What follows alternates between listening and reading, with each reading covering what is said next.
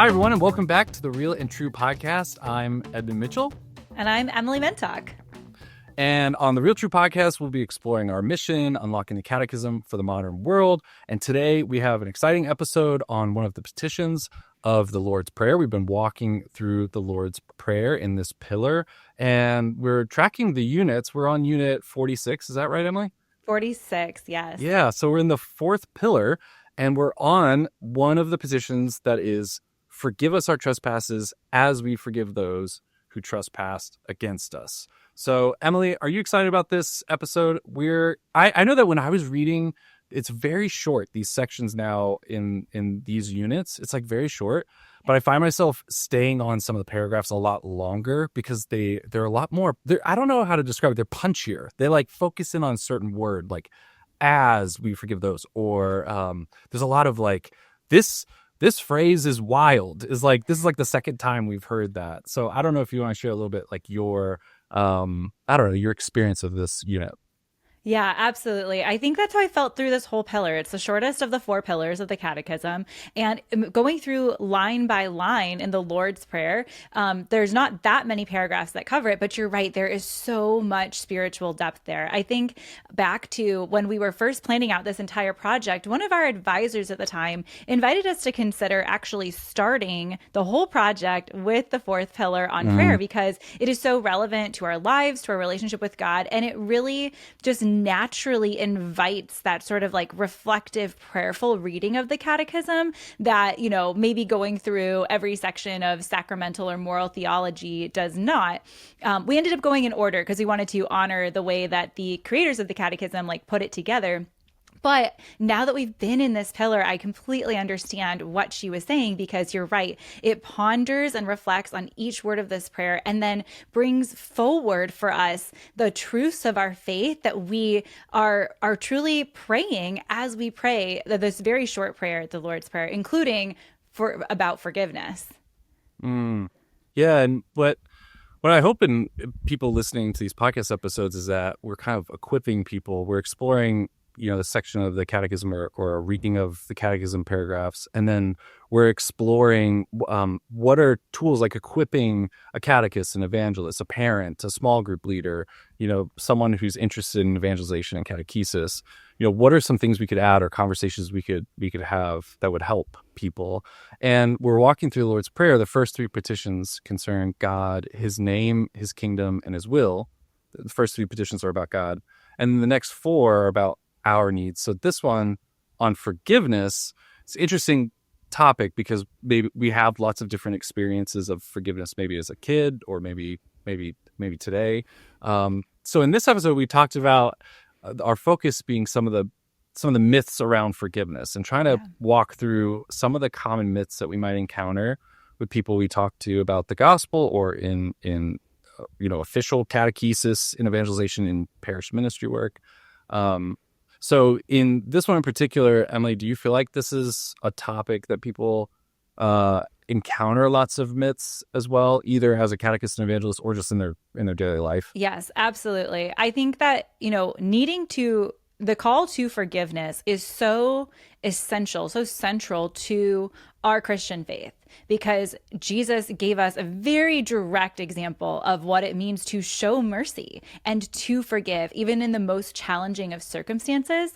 And I think over time, like there has been times where forgiveness and mercy have expanded into our world. And then there are other times where there are stark differences between what the world might teach us of what forgiveness or justice or compassion would mean and what Jesus is actually teaching us to do, which is to forgive, which is asking the Father to forgive us as we forgive others. So I really love our approach for, we want to do mercy myth busting to help make sure that you as a catechist or in your own life understand what the church really teaches about mercy and forgiveness from this part of the Lord's Prayer. Yeah, I know for me growing up, the Lord's Prayer was a memorized prayer. It wasn't, and then even when I got more excited about evangelization and discipleship and catechesis, I still thought, the Lord's Prayer, it's just a memorized prayer that helps us, turn our hearts to God. But it's really rich in the life of Jesus that we're supposed to model. And so reading through these paragraphs. So the paragraph, section we're calling a reading paragraph is 2838 to 2845. Mm-hmm. And when you read through these, really what Jesus was doing in teaching the Lord's Prayer and this petition is teaching us how to live and love like him. And so I think we have to remind ourselves, again, there's a common theme, that this might seem obvious to us in a post-Christian world, but to forgive as we forgive others, or to ask God to forgive us as we forgive others, was a really radical idea. It's not obvious. Like, it was hard. Jesus's teachings on forgiveness were actually hard. They weren't just cute quotes on a painting somewhere. Like, they were radical ideas. And in paragraph 2840, 2842, it talks about that the word as, like, that it's a radical idea that we would forgive as we forgive others. Yeah. Help us understand that, Edmund. So, through all of like the model of Jesus's life, we're supposed to be doing things as Jesus did it, right? Like we say, let us pray as Jesus taught us. But this is almost seems to be flipping it the other way, asking God to forgive us as we forgive others. So is God really going to model how we forgive others in his forgiveness of us? Like, help us make sense of that. Yeah, it's interesting. Yeah, that's a really good point. It is interesting, the focus, right? Because I guess, how could it have been said differently? Instead of, Lord, we're asking you to forgive us our sins as we then go and forgive others. I guess it could have been different. It could have been, forgive us so that we could forgive others, or forgive us our sins. Yeah. So yeah, and the way that I like grew up thinking about this as a kid, which now I have a deeper understanding of that, is like, God's only going to show the forgiveness that I show. God's not going to show forgiveness to me if I don't forgive others. And so then you end up in this place of like trying to force yourself to forgive out of fear that then you won't be forgiven, which, as we learned, even going back to the awesome proclamation video for this unit about like the neuroscience and physiological like response of forgiveness, like you actually can't force it by thinking. So, but that is like what I remember as a kid, having this fear that if I don't forgive, then God won't forgive me. But is that really what we're supposed to be learning here? Yeah, no, I mean, it's everything in balance, right? Like, the heart of the gospel is that God became man so we might become God, is what the saint said, even though it's kind of weird to say we might become God, but that's how radical it should be. And so Jesus, in giving us the Lord's Prayer, the sacraments, giving us his life, is really challenging us to become just like him. And so it really is this challenge for us to forgive in the same way that God forgives. And I think, like, throughout my own life, so many times where you kind of have that guilty feeling, but even just a guilty feeling of sins that you've done where you think, man, no one would forgive me for this, or like, this makes me a really bad person. I can't undo this thing I did. And so what was coming to mind as you were talking is like, there's two extremes. Like, one extreme is being too forgiving. Like, maybe we've met someone, or maybe we've been that person where they're like, you could be forgiving of everything. Like, oh, it's fine, is kind of that type of person. And then there's, on the opposite extreme, is like someone who like maybe like someone that holds grudges forever. It's like, but back in 1995, you cut me off in traffic, and now I still hold on to that grudge. And both are not Christ-like. Like, both are not the divine life that the Trinity is giving us. Like, that's not what we're called to. And so I think there's that balance. And so hopefully, as we're going through these myths, you can kind of see this balancing act of being too forgiving everything, which isn't even really forgiveness, honestly. Reading through I feel like outline. that's like that's a term to watch. Like, we are called to always forgive, but that's not the same thing as like reconciliation. One of the myths that we're going to bust is the difference between forgiveness and reconciliation. And why does God call us to forgiveness but not to reconciliation? One thing that really was helpful to me in like clarifying this understanding that I developed in childhood about this line of the Lord's Prayer is from paragraph 2840. He says the reason why like we need to forgive, we're asking God to forgive us as we forgive, is because we can't we can't even be forgiven without forgiving others. It says the outpouring of mercy cannot penetrate our hearts as long as we have not forgiven those who have trespassed against us. So it's less about like whether or not God is willing to forgive us and more about we'll never be able to truly receive and fully receive God's mercy if our hearts are held up in resentment. So that's why we're asking God to forgive us as we forgive others. So hopefully we can move toward forgiveness, move toward healing so that we can receive the mercy we need from God. Yeah, and a lot of, before we dive into these myths, like a lot of these themes I hope the listeners hearing, which are like our interior disposition, like our heart, and also this like union that is sought. Like there's this seeking of union. And so if we hold this type of disposition of our heart towards other people, how is God going to have that same interaction with you? Like how's God going to have a better interaction with you if you have this disposition towards relationships where, you're either too permissive and then you have no boundaries, or you're too, too whatever the word would be, like too vengeful or, Resentful, resentful, like angry, exactly. or I'm trying to think of some of the words that we learned from the proclamation video that like what does neuroscience like see that when we don't forgive, like the emotions that we have, like when your brain activity lights up when you think about a person or a situation where it's lacking forgiveness, what does your brain activity look like? And it looks like anger and resentment and that vengefulness, which is very different than when you have forgiven someone.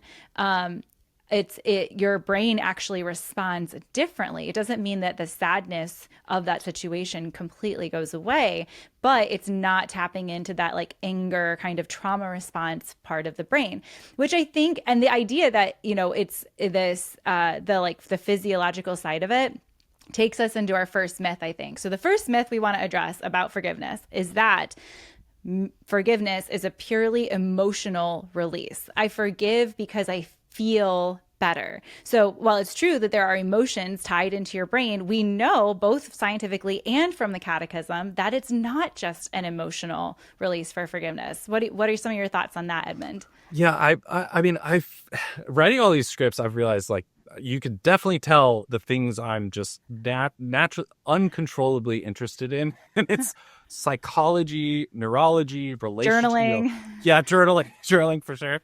But it was so fascinating. I really encourage people to go watch the proclamation video for this unit, but it's so fascinating, just all the things that you mentioned about the science behind these things. And so it is true in a way that like you could tell by science if you've forgiven someone. Like they did these studies where if you bring up a memory and you haven't forgiven someone, your fight, flight, or freeze response goes into effect, like all of these things.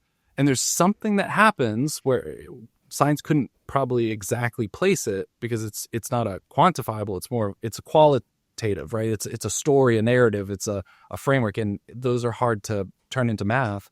But there's something that changes, right? So while the temptation is to say, well, forgive others so that you experience that freedom of the emotional release, that isn't the heart of why we should forgive. Like the heart of why we should forgive is not just for our own personal gain. And I've heard this before, and I think from well-intentioned people where it's like, well, just let it go. And I think if we don't balance that with the rest of the gospel, you have people who grow up thinking, well, just let everything go. Just let it go. Like, why feel this way? Why have these bad emotions? And I think another thing, if you go back and listen to, oh my gosh, what was one of the past? Yes. Hannon. Yeah. Yes. Like you go back and listen to some of those things, like emotions don't have a moral value to them. An emotion is just like the weather. It's like it's raining today. It's cloudy today. It's sunny today. Like I'm angry because this thing happened. And it's one of the things I've had to learn is it's not bad for someone to experience a negative emotion. We don't want to stay in those negative emotions, but it's not necessarily a bad thing. And so we need to avoid pitching forgiveness as a way to just be free of negative feelings. Yeah, absolutely. I think that this is a great time to invite people to go back and watch the Bria Hannon episode about forgiving your mother and father. That was related to the fourth commandment, especially for people who had some childhood trauma, which is one of her specialties, like real trauma, not just, sometimes fighting with your parents. But I think the other one that I would really invite people to go back and watch is an early unit from Pillar 1, where we talk about the heart. And it says, pulling from the Catechism, the heart is the dwelling place. The heart is like where I really am. Or this new encyclical that we had last year, Delexit Nos, on the Sacred Heart of Jesus. And that is so relevant to this part of forgiveness, because the Catechism says in paragraph 2840, in refusing to forgive our brothers and sisters, our hearts are closed, and their hardness makes them impervious to the Father's merciful love. So again, making it very clear that forgiveness is not just about like externally how we relate to people. It's actually about in our hearts, are we really forgiving or not? So the people who are maybe just letting things go and trying to move on to avoid conflict or, things like that, that is not necessarily true forgiveness from your heart, where you're honest about the hurt that has been done against you and honest about forgiving that person from your heart so that you can receive God's merciful love in your own life. Yeah. And the truth is that forgiveness doesn't always feel great. Like it doesn't always come with an emotional release that, you're letting go of all these negative things. Like, that's true. It was probably hard. I mean, it probably wasn't consoling for Jesus to forgive the people crucifying him. It just is a thing that he does out of obedience to the Father and out of this like humbleness. This is going to the next myth, but out of this humbleness that, there, but for the grace of God go I. Like I also could sin. I also could wrong someone. Right. You're right. So the next one, the next myth that we want to bust with the Catechism is showing mercy means condoning the wrong the other person did. So did Jesus condone his own crucifixion by forgiving, is it calling up to his Father and say, forgive them, and forgiving the people who were hurting him, or forgiving Peter who betrayed him? Was that condoning those actions? No. No, not at all. Oh, yeah. Sorry, you weren't ready. You weren't ready. Well, no. I was just like nodding along because I was like, yeah, no, it isn't. Yeah, absolutely. I mean, and I think this is something maybe a lot of us struggle with. It just in general, like it's hard. That's the first feeling for me that pops up is like, if I forgive this, it's either going to happen again, or I'm allowing this person to get off easy. Like if I forgive this, then this person doesn't feel the weight of what they did, or they don't understand what they did, or they don't, I don't know, like that it's too easy for them. They should have to work for it harder. Or they should have to suffer more for this, or like the justice should come out, Yeah. Yes. But mercy is not the same thing as like dismissing the sin, right? Like that is what we learned from Jesus's example, that like it doesn't make it any less wrong what they did, but it is important that we still show mercy by forgiving the other, because it's also a way to call them to conversion and healing. When we withhold forgiveness, like that cycle of sin continues because we're hardening our own hearts. We're not inviting them to, like, when you say to someone, I forgive you for doing this to me, you're also recognizing and stating clearly what it is, like that action is in need of forgiveness. So I think that we see that prayer strengthens us to hold someone accountable, and we'll get into maybe next about reconciliation or what that means and doesn't mean. But forgiving someone does the Christian thing of always hoping for their own conversion, in addition to healing your own heart by not holding on to resentment. Yeah, I mean, the thing that comes to mind with this myth in particular is like, what is it that we actually want, or what is it that we do when we forgive? We kind of say that we no longer want or desire something from the other person in a way. Like hear me out, tell me what you think about this, but it's like when you get wronged or hurt by someone, the first immediate thing you want is for the other person to realize that they hurt you, and then you want them to fix it or do something different or promise they'll never do it again, or you want them to get arrested or some type of penalty or justice. You like want something to happen. And you could go years feeling like you want them to do something, or you want something. And what comes to mind for me is that forgiveness, which, like you said, like there's different topics here. Like justice and mercy are two different topics. Forgiveness and like reunion or reconciliation are two different topics. I'm thinking of, situations like in one of the videos where we talked about of the victim of a crime or the brother of a victim of a Restorative crime. justice. Yeah. Yeah, like Restorative justice is like there's a merciful form of justice that gives space to forgiveness, and it offers an opportunity for reconciliation. But that's not mandatory for forgiveness. Forgiveness and that reconciliation through restorative justice are two different things. There are many, victims of crimes who I think who can experience forgiveness in their heart without reconciling with the person who hurt them, and that's okay. Well, and there's so many, like, I'm thinking about in particular, like in the prison situation, like it might not be in your power to give mercy because you're not the judge, or you have no control over the legal state. You can give forgiveness. If someone's in jail, there might not be the same type of physical reuniting with this person because they're in jail now, and it's like stopping you. And so we like seek those things. We seek mercy when we can. We seek reconciliation and reunion with our brothers and sisters in the family of God, and we seek forgiveness when we can. But the forgiveness one is the one that's really interesting, because now that I'm realizing it, like in the Lord's Prayer, it doesn't say, show us mercy, Lord, as we show mercy. It's really the heart of it is the forgiveness, which is the saying, I no longer, there's no more projects that need to be focused on concerning this event, this action that happened to me. Like, right. I am letting go of this. Now there might still be justice or restitution or reconciliation that needs to happen, but it's like the forgiveness part is, you don't even have to understand it, but it's like, I am letting go of wanting something from you, wanting us to talk about it, wanting you to understand. Like, I'm letting go of that and moving forward. Right. Exactly. But it also is this takes us into another myth, to acknowledge that it's not true that forgiveness is just a one-time event, that you forgive once and the relationship is fully restored. Like, we need to keep our hearts in a state of forgiveness. The Catechism says in paragraph 2841 that mercy has no limits. And so, like, it's not like, okay, well, I've dished out forgiveness one time and that's the end. It's like we need to continually forgive. Yeah. With a lot of these things in the Christian life and trying to learn to act as God loves, it's not like you wake up one day and go, I'm following Jesus and now everything's perfect. And the same with forgiveness. Paragraph 2843 says, it's not in our power not to feel or to forget an offense, but the heart that offers itself to the Holy Spirit turns injury into compassion and purifies the memory in transforming the hurt into intercession.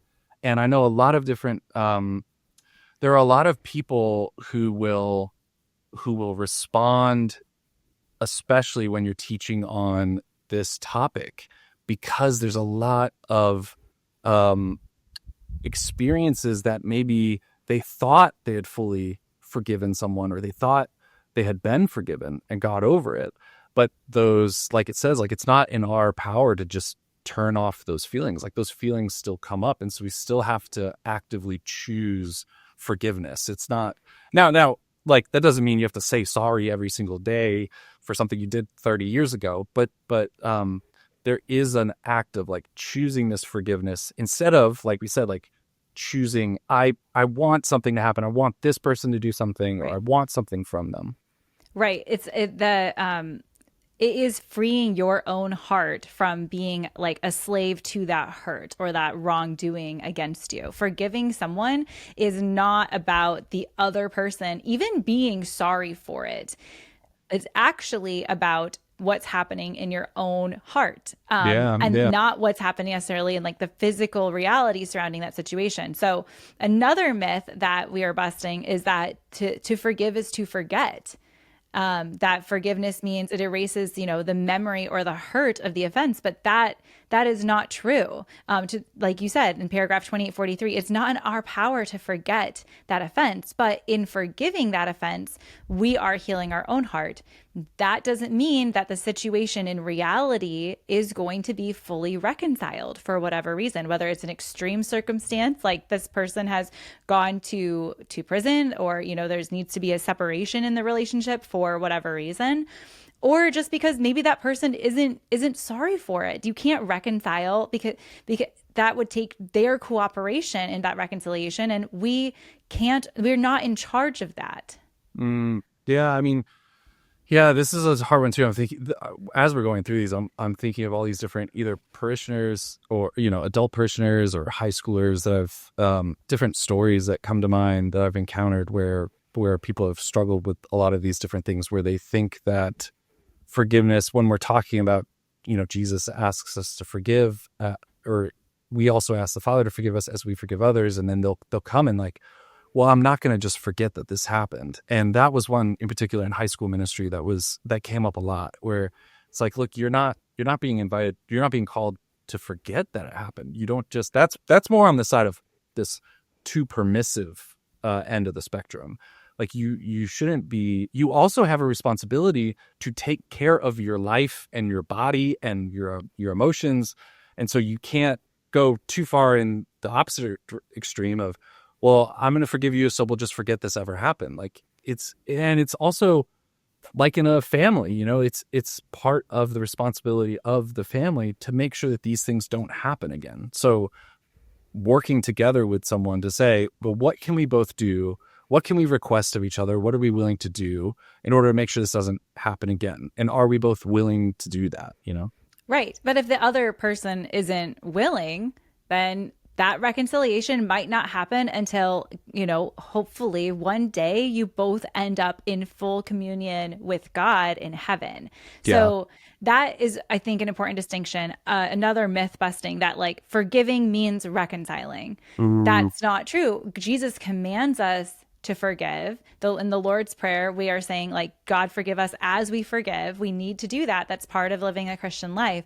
But reconciling is never commanded or an essential requirement for forgiveness, because that requires the other person also being capable or willing to reconcile. And that might not happen. The Catechism makes very clear until we are in heaven.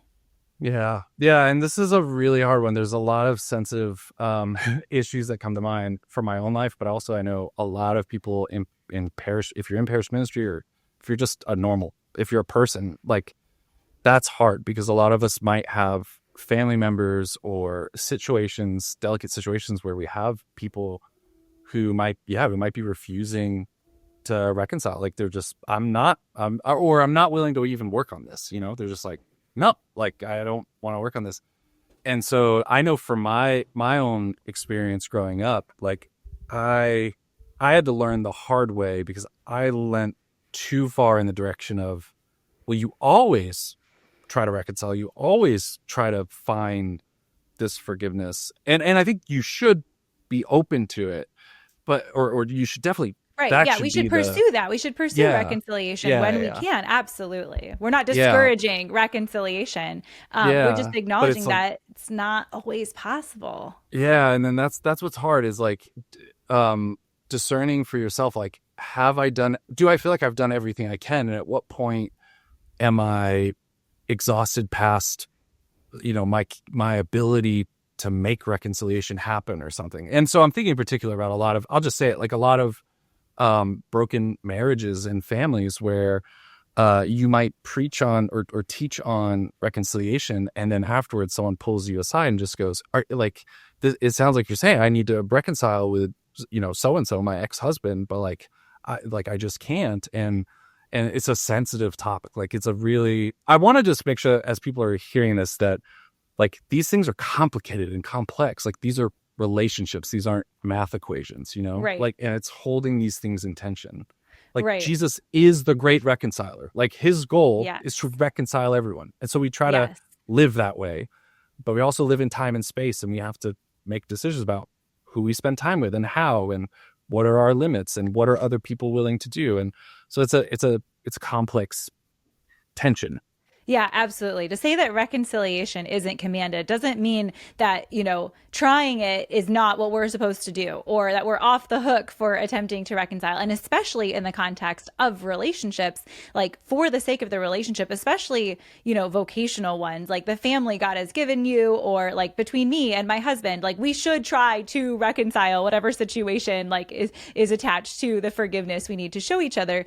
But I think the Catechism also makes clear that not every person that you're called to forgive everyone who hurts you, and you're not necessarily in a relationship or in a healthy relationship. This again goes back to the conversation with Bria about when you have maybe toxic family relationships or trauma in your family. Maybe God forbid, an abusive situation, or mental health issues that are impacting the situation, that isn't always, we're called to still forgive people in those relationships, but we can't always reconcile with them.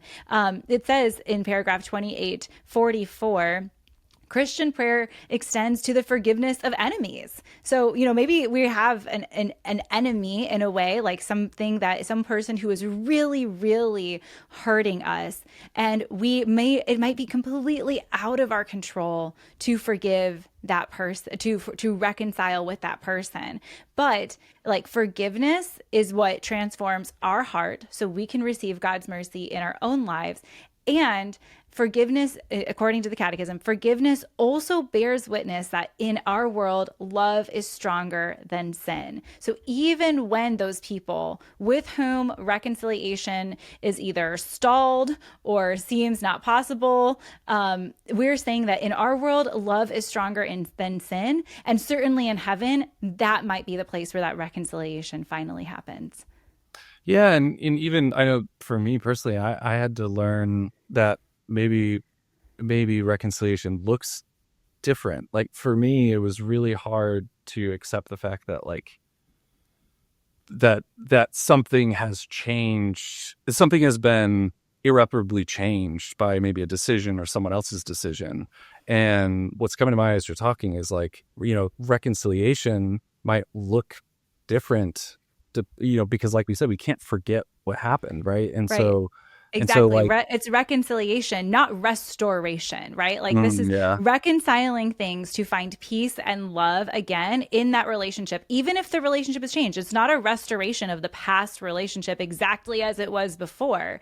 But Yeah. and sometimes it is let's reset, let's get back to what we had, especially for small things. Another myth is that things that are too small don't require true forgiveness in our hearts. That's not true. If I don't truly forgive my husband each time he makes a little chore mistake, that will build into resentment. You have to work through that. Everything does require forgiveness, but it doesn't mean that, especially for those big hurts, those deep wounds, that you have to restore the relationship back to what it was. It might mean reconciling with a different relationship moving forward that keeps both of you on a path to holiness. Yeah, yeah. And at the end of the day, I remember I still have not been able to find this quote, but one of my pastors had said that that forgiveness has happened and you can choose it when you are able to will the good of the other person. So that means you can choose what's best for the other person. So someone calls you, checking on a reference for some person who's wronged you in the past. And instead of choosing something to hurt them or feeling a feeling of I don't want them to get ahead or whatever, you can choose the good. You're free to choose, what's best for them or choose an action that's good for them. You want what's best for them. And in a way, maybe we say yeah, we're open to reconciliation, but we don't have to necessarily make the relationship look the same. Right. And I know there's a lot of situations like that where it can be really hard to balance all those things because we don't want to make this whole episode about broken families and marriages, but that, I think that's the one that comes up a lot where, can you actually choose the good, will the good for the other person? And that might not mean that the relationship looks the same as it did before. Yeah, no, that's exactly right. That's where the Catechism also talks a lot about compassion, and I think that something that I have feel I've learned in my discipleship journey is that compassion. One of the good things about compassion is that it's truthful. It's seeing that other person for who they are, even in their hurt, so that you can will the good of the other. Here's an example that comes to mind. I don't know why this is coming to mind, but let's say you're in a relationship and you guys like keep crossing the line of not being chaste, right? Like that is and you need to like you're hurting someone else when you're in that situation. Like you're sinning against God because he commands us, that like sex is for marriage, but also you're hurting the other person by like going along that path with them. Now, out of like compassion for that person and willing the good for them, it might be important for you to like put up some boundaries in that relationship or even end it if this isn't a relationship that's leading you to holiness. And you need to forgive that person, of course, for like whatever actions you guys did that were sinful and how maybe that person led you to those sinful actions. But you also need to, out of love for them, potentially step away from that. That's just for some reason the example that's coming to mind. Yeah. Yeah. Yeah. But I think that compassion and reconciling the relationship in a different way, or with different boundaries or with different actions in place, like is part of what can lead to true forgiveness and to keeping that forgiveness and mercy going.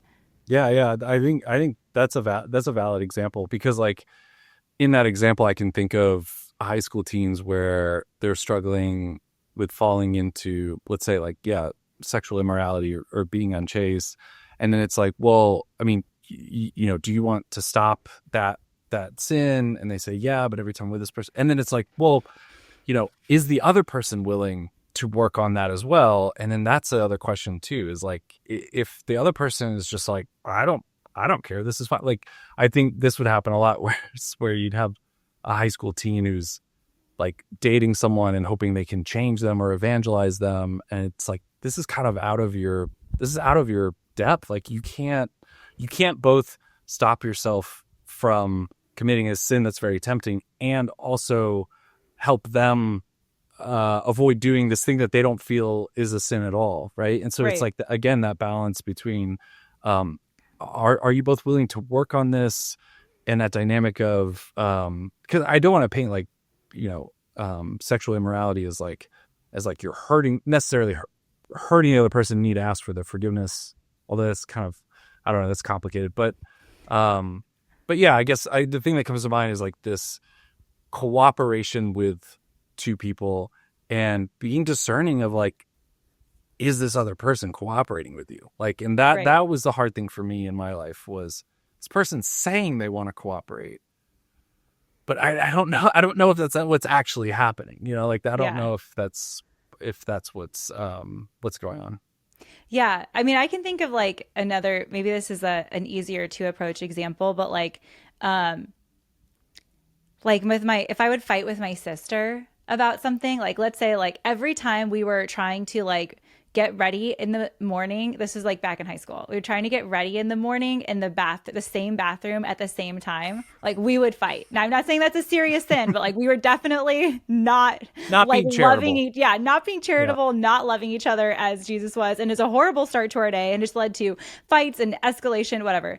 So finally we figured out that like somebody should just go to like the other bathroom, like the guest room bathroom, and like, okay, maybe it's a bit of an inconvenience, but like that change in behavior like also like allowed us to then have a good relationship. So like that's so superficial and maybe shallow, and like but it's hard to talk about those like deeper wounds without needing to know like the nuances of the situation. It's just a way to understand that sometimes changes because forgiveness comes from your heart, reconciliation is more of like that also in your heart, but like from your heart growing a change in the external relationship, person to person. And that might look like needing to change the circumstances of that relationship so that you can truly love each other and will the good for each other moving forward.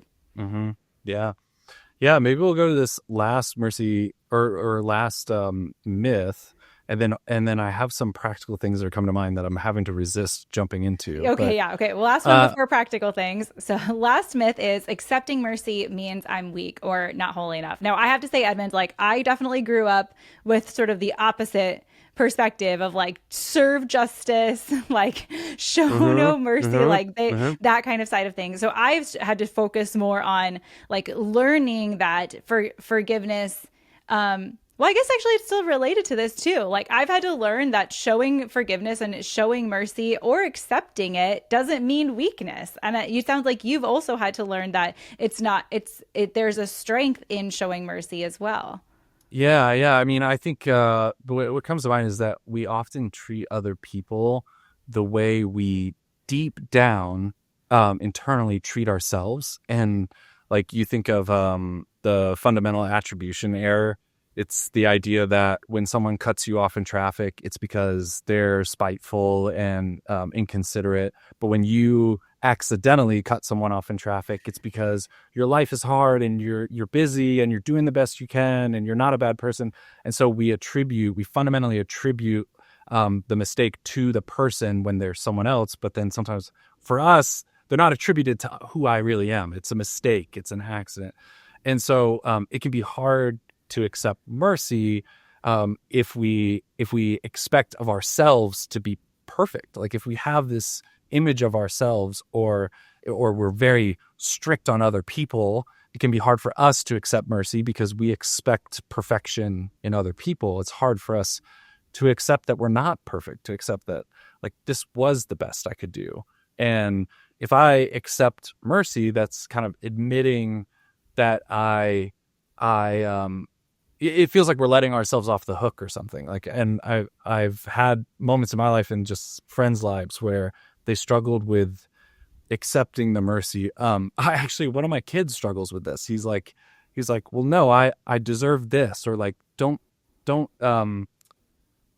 like give me an easy pass on this, or don't like, he wants like the justice for himself. And he has a hard time accepting. Just the other night, I was like, well, no, this is like a gift I'm giving to you. Like, I know that this is all you deserve, quote unquote, but out of like just a free choice, I want to give this extra to you.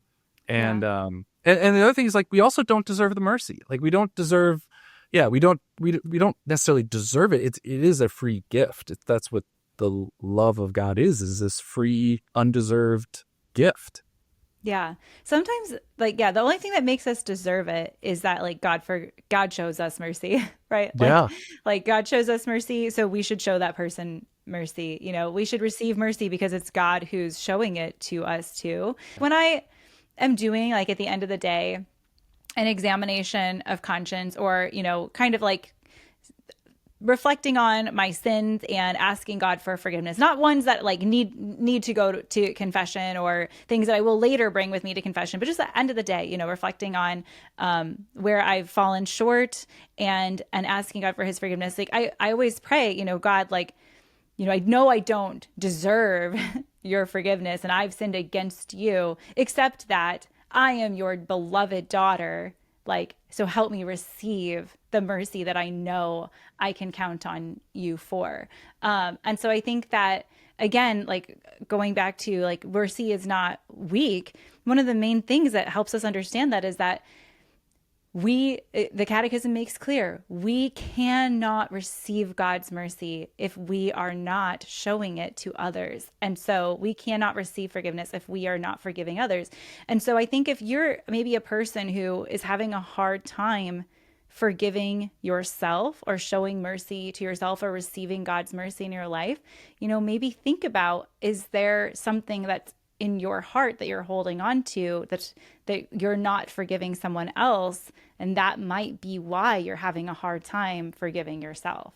Yeah, 1,000%. I mean, as you're talking, I was thinking like, if you're having a hard time accepting mercy, the question to take to prayer is there some place in my life where I'm refusing to give mercy, maybe to like a family member or something, like, or to a friend, to a coworker? Like, is there a place in my life that I know I should extend mercy and forgiveness, and I'm refusing? So therefore, in some other totally unrelated situation, I know that I don't deserve this, and I I kind of resist it. Like, I don't like to accept this God's mercy. And in all of this, we should even say, like, what does it even mean to like accept God's mercy? Like, what are we talking about? And I think for people who struggle with this, like, they know that feeling of like a closed offness to God's mercy. I don't need God's mercy. Like, I do what's right, and one thing I would encourage, to start getting practical is this prayer: Jesus, Son of God, have mercy on me, a sinner. Yeah. Even if we don't feel like we have big guilty things in our lives or no things weighing on our conscience, we are all sinners. Like, we are all sinners in need of a savior. We are all affected by sin. And so, but for God's grace, we are, we're in need of mercy. Like, always, I guess, is what I'm like always. realizing is, like, even if you haven't sinned, like, you are in need of God's mercy.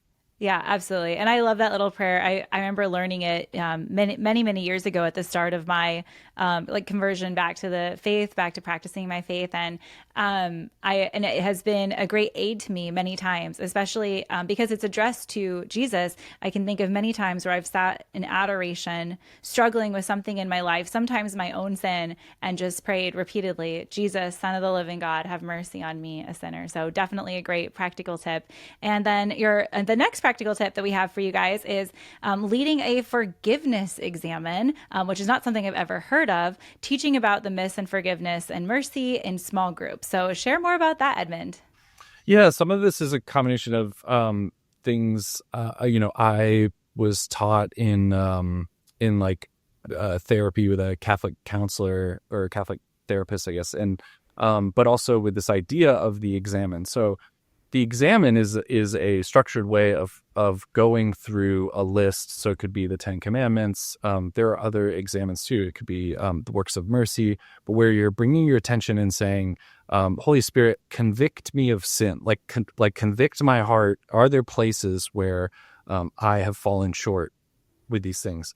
So one of the practical ideas is taking these myths and having the corresponding like truths of the gospel next to them, and then not just intellectualizing them or reading them, but taking them into prayer and asking God, like, God, where in my life, either with myself or with someone else, am I believing the myth and not believing the truth? And this practice that I had been taught was like this combining exercise, a little bit of St. Ignatius of Loyola's like idea of like meditation, like using imagination and like visualizing this idea. And so this was like a very profound experience for me, was imagining like all of those feelings of unforgiveness or hurt or resentment or whatever, and like however you want to imagine that like would look or visually look like coming out of you. Like, what does that feel like, look like? How would you visualize that stuff? You feel it in your body, you feel it, like those emotions. You imagine that coming out of you and going onto the cross, like putting that onto the cross. And if you're still feeling it afterwards, you just like keep imagining that in prayer until eventually like you've given all of that to Jesus, who took all of sin and evil and death onto himself on the cross. And then this idea that when the resurrection happened, we have the Shroud of Turin, this idea that there was like this explosion of grace and light, and it even, burned this image into this cloth, that there's this like explosion of this transformation of death and sin into the resurrection. And Jesus takes this sin and pain and suffering and evil, and he transforms it and then turns that in a way into the Eucharist, into this gift of his body, his resurrected body that he gives us. And this person had walked me through this meditation of imagining that I received the Eucharist that came from all of this suffering transformed by Christ, and received the Eucharist, and then that Jesus gives the Eucharist to this person who's like my enemy, or this person who has hurt me, and gives it to my kids and my children, and like gives it to my parents, and taking it, transforming that. And that practice, I'd never had something that engaged my like senses and emotions and intellect all together in the same way like this. In the past, it had always been like an intellectual pursuit, and I just waited till my emotions followed, or waited till my prayer kind of made sense. And that practice was really, really, really profound. So I'm sorry.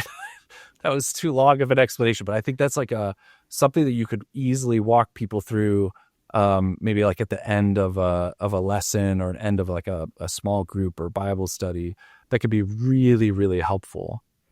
Yeah, I think that I'm so glad that you had that really powerful and profound experience. And I think it really sheds light on that, if we're struggling with forgiveness or receiving forgiveness from God, that offering that up to God in prayer and asking for Him to transform that hurt in your heart, that block in your heart that's either keeping you from offering forgiveness or keeping you from receiving God's mercy in your life.